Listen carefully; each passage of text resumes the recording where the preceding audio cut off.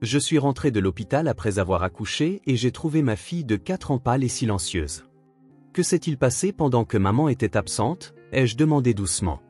Elle a chuchoté, papa et mamie. Dès que j'ai entendu ces mots, je suis allée directement au commissariat. Avant de commencer l'histoire, n'oubliez pas de laisser un like et de vous abonner à la chaîne pour voir plus d'histoires comme celle-ci. La maison à 2 étages, située dans un quartier résidentiel de Columbus, dans l'Ohio, était le symbole du rêve américain typique.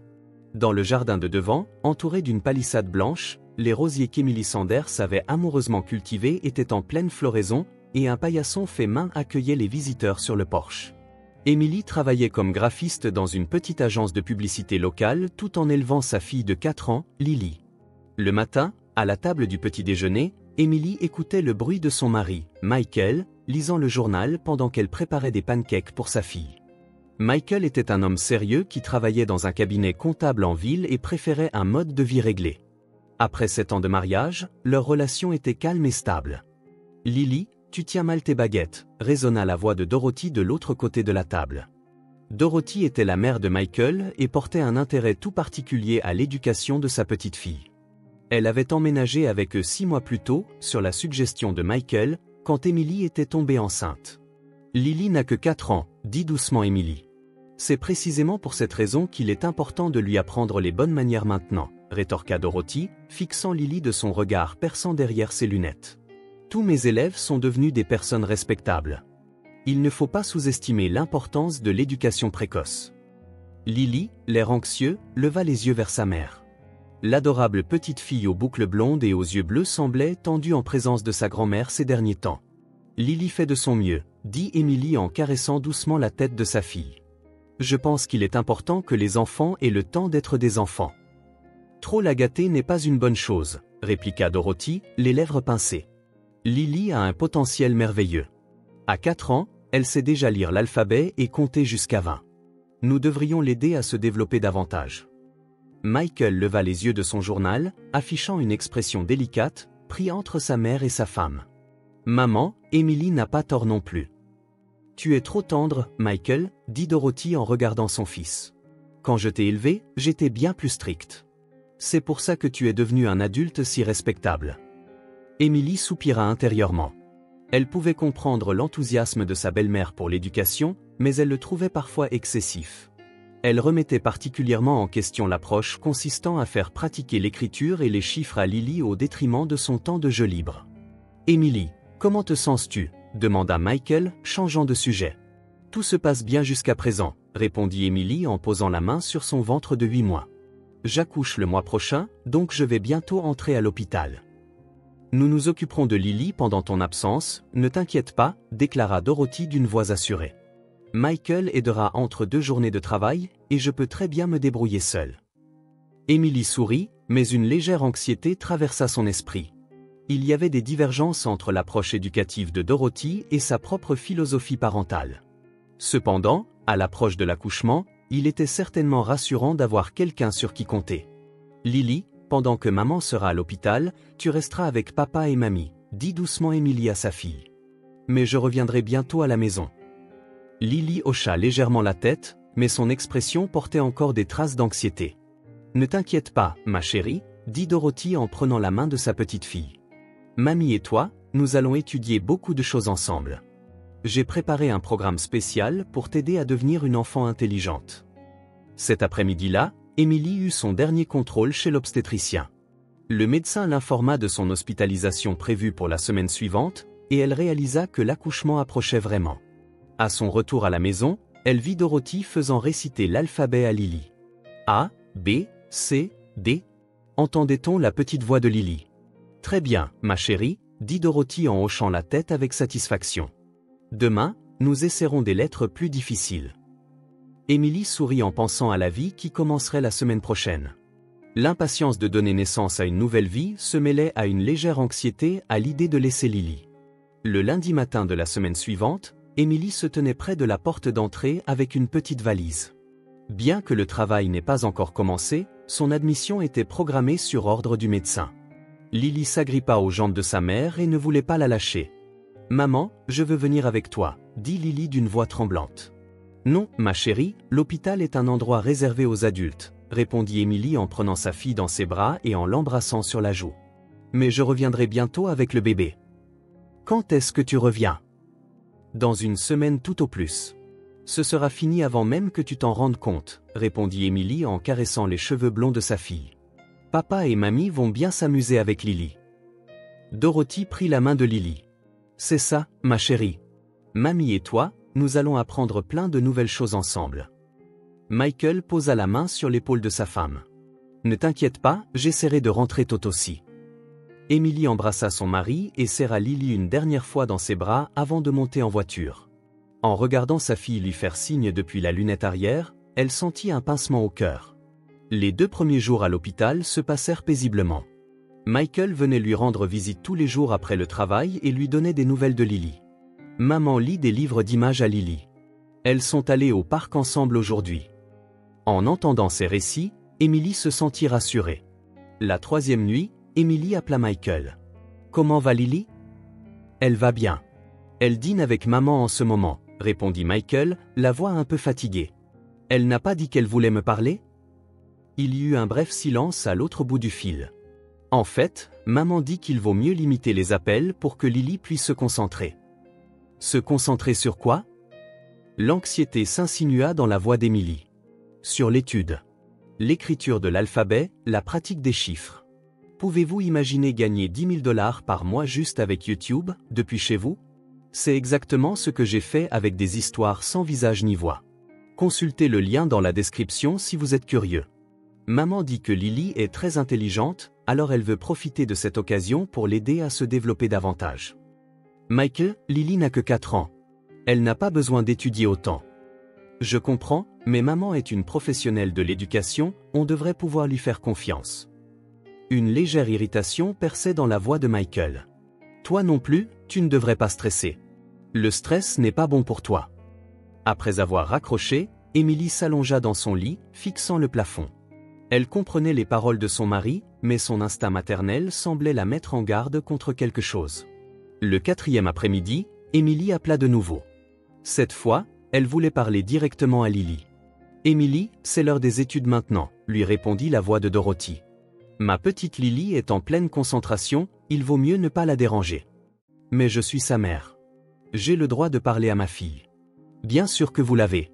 Mais donner la priorité à l'éducation d'un enfant est aussi le devoir d'une mère, n'est-ce pas? Ma petite Lily est à une étape très importante de son apprentissage en ce moment. » Émilie serra le combiné. « S'il vous plaît, laissez-moi parler à Lily. Appelez plus tard. Peut-être après le dîner. » Le téléphone raccrocha. Émilie sentit l'anxiété grandir dans sa poitrine. Le 5e matin, le travail commença. Après de nombreuses heures difficiles, un petit garçon en bonne santé naquit dans la soirée. Émilie était épuisée, mais la joie de tenir cette nouvelle vie dans ses bras était indescriptible. Michael se précipita à l'hôpital et pleura en tenant son fils. « Lily va devenir une grande sœur. »« Je veux voir Lily, » dit Émilie d'une voix faible. « Tu as encore besoin de te reposer. Maman s'occupe de Lily, mais tout va bien. Tu la verras quand tu sortiras demain. » Michael prit la main de sa femme. « Repose-toi maintenant. » Cette nuit-là, Émilie regarda son fils dans la nurserie en pensant à Lily. Que faisait sa fille en ce moment? S'amusait-elle avec sa grand-mère, ou était-elle encore forcée d'étudier? La 6e nuit, Émilie demanda à une infirmière de l'aider à appeler la maison. « Ma petite Lily dort », lui répondit la voix de Dorothy. « Qu'a-t-elle fait aujourd'hui? » Ce fut une journée très enrichissante. Nous avons pratiqué les kanji le matin, et je lui ai appris l'arithmétique de base l'après-midi. Ma petite Lily est vraiment une enfant intelligente. Elle sait déjà faire des additions simples. Des kanji? Pour une enfant de 4 ans? Le ton d'Émilie monta. L'éducation précoce est importante. Nous ne devons pas gâcher le talent de ma petite Lily. A-t-elle eu le temps de jouer? L'étude est aussi une forme de jeu. Ma petite Lily y travaille avec plaisir. Après avoir raccroché, Émilie fut saisie d'une profonde anxiété. Une infirmière s'approcha avec un air inquiet. « Est-ce que ça va? Vous avez l'air pâle. »« Je suis inquiète pour ma fille à la maison, » répondit honnêtement Émilie. « Je comprends ce que vous ressentez, mais votre famille s'occupe d'elle, n'est-ce pas? Je suis sûre que tout va bien. » Le 7e matin, le médecin autorisa sa sortie. Emily, tenant le nouveau-né Joshua dans ses bras, avait hâte de voir Lily. Elle voulait serrer sa fille dans ses bras pour la première fois depuis une semaine et lui présenter son nouveau petit frère. « Tu peux rentrer à la maison aujourd'hui », dit Michael en venant la chercher, et Emily sourit. « Est-ce que Lily va bien ?»« Oui, elle va bien. Maman s'est très bien occupée d'elle. J'ai tellement hâte de voir Lily. » « Bien sûr, elle t'attend à la maison. » Dans la voiture, Emily demanda à Michael, « Est-ce que Lily n'a pas demandé de mes nouvelles cette semaine ?» Bien sûr que si, mais maman a habilement détourné son attention. Elle était absorbée par l'apprentissage de nouvelles choses. Absorbée par quoi? L'écriture de lettres, les calculs. Maman dit que Lily a une grande capacité de concentration. Emily regarda par la fenêtre en imaginant le visage de sa fille. Elle se souvint de cette expression anxieuse lorsqu'elle s'était quittée une semaine plus tôt. Arrivée à la maison, Emily ouvrit précipitamment la porte d'entrée, tenant Joshua. Elle appela le nom de sa fille, Lily. Maman est à la maison. Cependant, seule Dorothy vint l'accueillir. Bon retour, Emily. Ma petite Lily est dans le salon. Emily se dirigea vers le salon, sentant que quelque chose n'allait pas. La maison était anormalement silencieuse, sans le moindre rire d'enfant ou bruit de pas. Et quand elle vit sa fille, recroquevillée sur le canapé du salon, le cœur d'Emily se mit à battre violemment. Emily se figea dans le salon, tenant toujours Joshua. La vision de sa fille, recroquevillée dans un coin du canapé, la faisait ressembler à une personne totalement différente de la Lily active et curieuse qu'elle avait quittée une semaine auparavant. « Lily », dit Emily d'une voix tremblante. La fillette de 4 ans leva les yeux. À cet instant, Emily eut le souffle coupé. Les joues de Lily étaient creuses, et son visage autrefois potelé était devenu mince. Le plus choquant était que ses yeux bleus, jadis pétillants, étaient maintenant vides, cernés de profonds cernes sombres. C'était comme si la lassitude d'un adulte avait été gravée sur le visage d'une enfant de 4 ans. « Lily, c'est maman. Maman est rentrée. » Emily posa délicatement Joshua sur le canapé et s'approcha de sa fille. Lily regarda sa mère, mais ne lui sauta pas au cou comme d'habitude. Au lieu de cela, elle se recroquevilla encore plus. « Qu'est-ce qui ne va pas, Lily? Tu ne reconnais pas maman ?» Emily s'agenouilla devant sa fille. « Maman ?» La voix de Lily était bien plus faible et rauque qu'auparavant. « Oui, c'est maman. Tu m'as tellement manqué. » Emily essaya de prendre la main de sa fille, mais Lily la retira. À ce moment, Dorothy entra dans le salon. « Ma petite Lily, tiens-toi correctement. Dis bonjour à maman comme il se doit. » Le corps de Lily tressaillit. « Bonjour, maman. Bon retour à la maison. » Sa voix était mécanique, comme si elle récitait des lignes mémorisées. Emily se leva et fixa sa belle-mère. « Dorothy, qu'est-il arrivé à Lily? Elle est si maigre. » « Elle n'est pas maigre du tout. Elle s'est simplement concentrée sur ses études, » répondit Dorothy, l'air de rien. « Elle a eu des repas à heure fixe et a mangé des aliments nutritifs. Mais elle a clairement... L'apparence des enfants change pendant leur croissance. Plus important encore, regarde à quel point ma petite Lily a progressé cette semaine. » Dorothy se tourna vers Lily. « Ma petite Lily, écris les kanji que tu as appris hier. » Lily se leva et s'assit à la table, chancelante. Emily pouvait voir ses petites mains trembler alors qu'elle tenait le crayon. Lily commença à écrire des caractères sur le papier. Cependant, ses mouvements étaient mécaniques, dépourvus de toute joie ou fierté. « N'est-ce pas merveilleux ?» dit Dorothy avec satisfaction. « Écrire des kanji à 4 ans.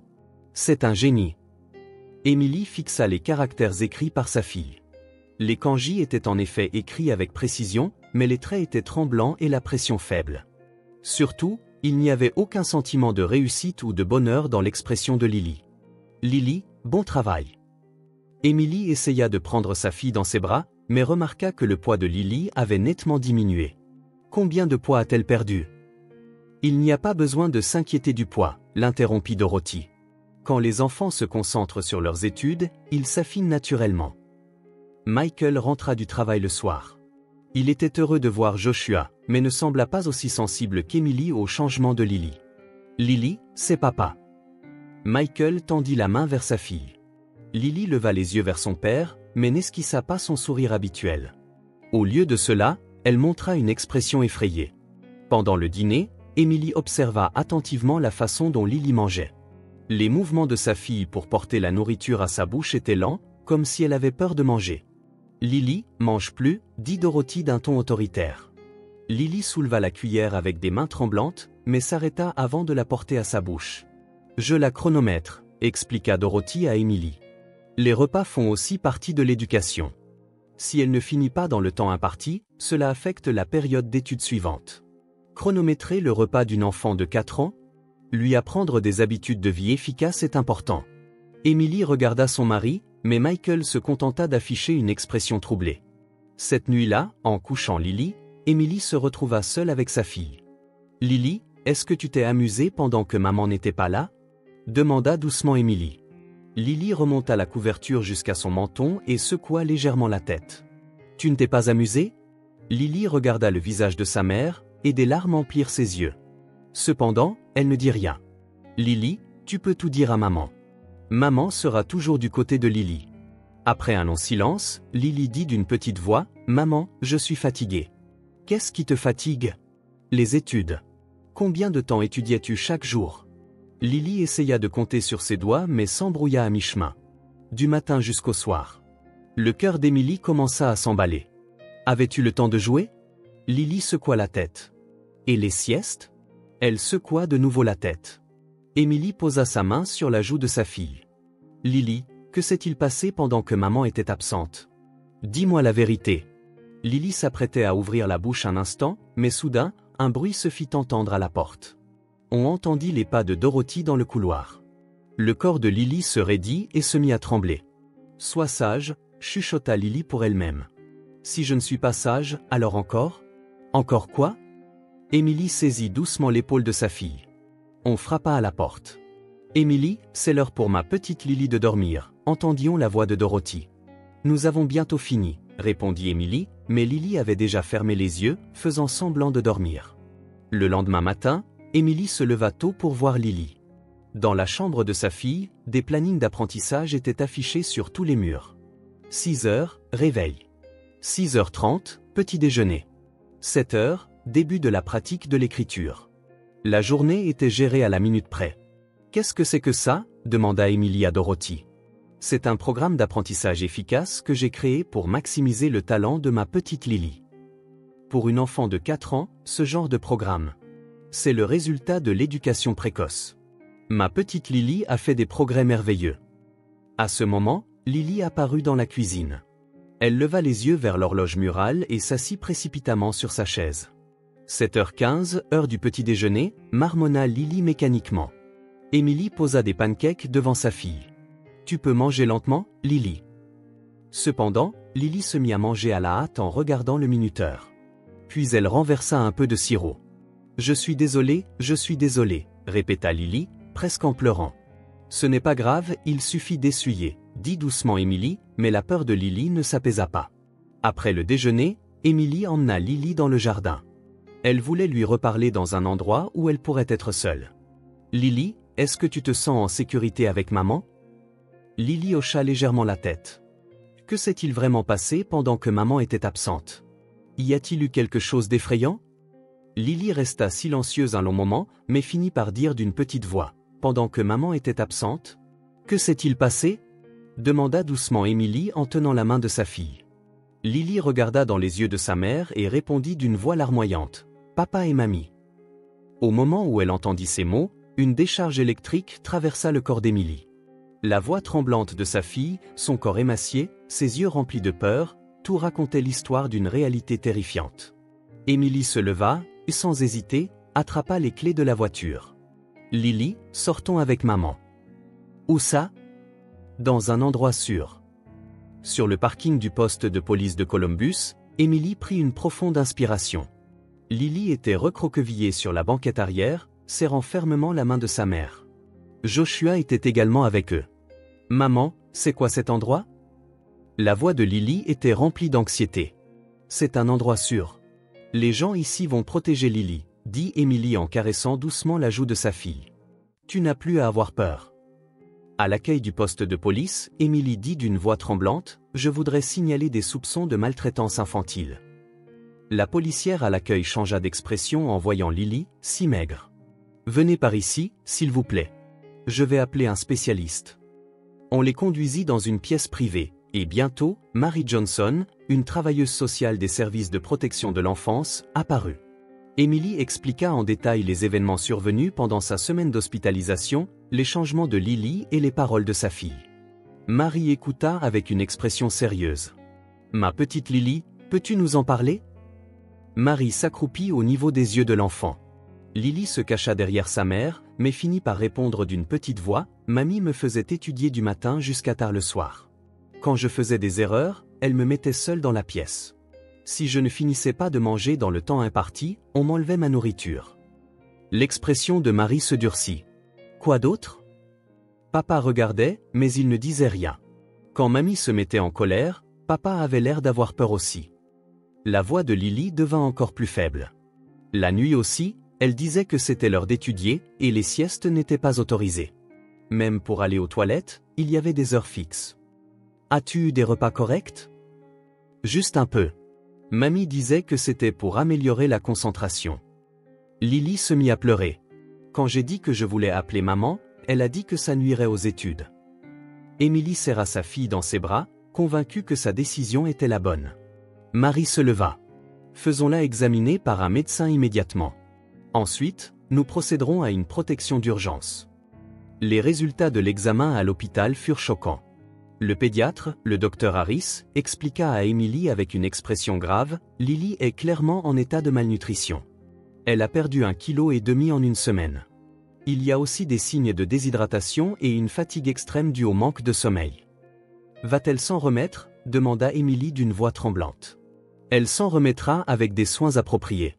Cependant, les effets psychologiques sont également graves. Nous devons commencer un suivi immédiatement. » Mary, ayant reçu le diagnostic du médecin, expliqua à Emily. « Avec cela, nous pouvons demander une ordonnance de protection d'urgence. Nous avons maintenant des bases légales pour protéger votre enfant du danger. » Cette nuit-là, Emily se réfugia chez sa sœur, Sarah. Sarah était infirmière et soutint pleinement la décision d'Emily. « Je n'arrive pas à y croire. Que Dorothy ait pu faire une chose pareille, » dit Sarah en lisant le diagnostic médical de Lily. « Et que faisait Michael ? C'est la partie la plus douloureuse. Mon mari n'a pas su tenir tête à sa mère. En conséquence, il a fermé les yeux sur la maltraitance de sa fille. » Le lendemain, Michael appela de nombreuses fois. Emily suivit les conseils de son avocat et évita de lui parler directement. 3 jours plus tard, une équipe d'enquête des services de protection de l'enfance se rendit à la maison des Sanders. Ce qu'ils trouvèrent dans la chambre de Lily dépassa l'imagination d'Emily.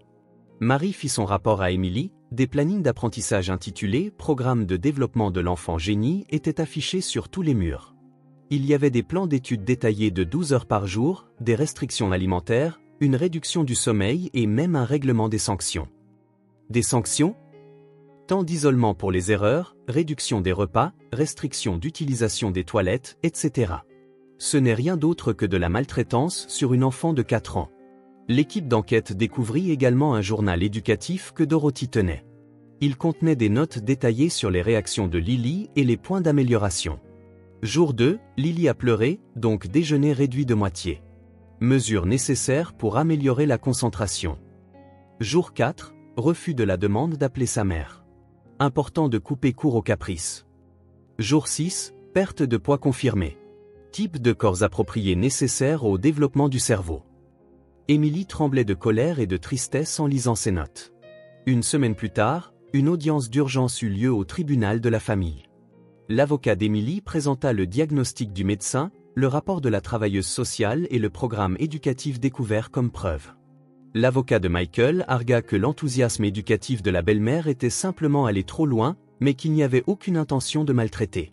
Cependant, le juge regarda Michael avec une expression sévère. En tant que père, vous aviez le devoir de protéger votre fille.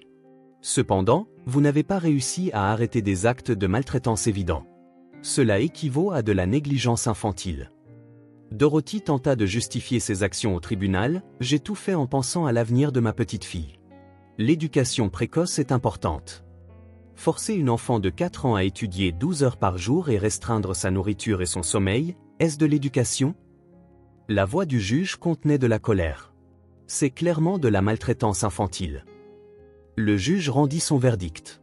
Emily obtint la garde d'urgence de Lily et Joshua, et une ordonnance de séparation fut émise à l'encontre de Michael. Dorothy reçut une ordonnance restrictive lui interdisant d'approcher ses deux petits-enfants. Michael Sanders ne sera autorisé qu'à des visites supervisées. Cependant, la condition est qu'il doit recevoir une évaluation d'un psychologue pour enfants et suivre des cours de parentalité. En sortant du tribunal, Michael s'approcha d'Emily. « Emily, parlons-en en famille. » « Il est trop tard, Michael, répondit calmement Emily. Quand notre fille souffrait, tu as choisi ta mère plutôt que moi. C'est ta réponse. » Cette nuit-là, Emily tint Lily sur ses genoux et lui parla doucement. « Tout va bien maintenant, Lily. Personne ne te forcera plus à étudier. Tu peux vivre comme une enfant. » Vraiment ? Une lueur d'espoir brilla dans les yeux de Lily pour la première fois depuis longtemps. « Vraiment.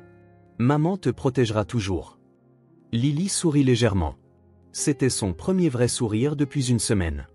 Un mois plus tard, Emily déposa officiellement une demande de divorce par médiation. Michael accepta de renoncer à la garde, et Emily obtiendrait la garde exclusive des deux enfants.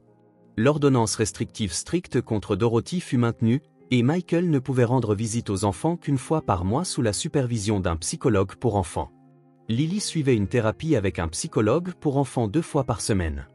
Petit à petit, la peur et l'anxiété en elle commencèrent à s'estomper. « Maman, à quoi on joue aujourd'hui ?» demanda joyeusement Lily un jour. « Tu peux faire tout ce que tu veux, » répondit Emily. « Tout ce qui rend Lily heureuse. » Après avoir réfléchi, Lily dit « Je veux dessiner. » « C'est une merveilleuse idée. » Elles étalèrent des crayons de couleur et commencèrent à dessiner sur de grandes feuilles de papier. Ce que Lily dessina, c'était une image d'une famille de 3 personnes, maman, Lily et bébé Joshua. Tout le monde souriait et se tenait la main. « C'est un très beau dessin, » dit Emily en caressant la tête de sa fille. « Après, je veux dessiner le parc. » Les yeux de Lily pétillaient. Emily sourit. Elle sentait la créativité et la curiosité de sa fille revenir lentement. Un an plus tard, au printemps, Emily préparait le petit déjeuner dans la cuisine d'un petit appartement. La chaude lumière du soleil qui filtrait par la fenêtre illuminait les crayons de couleur sur la table. « Maman, regarde !» Lily accourut joyeusement.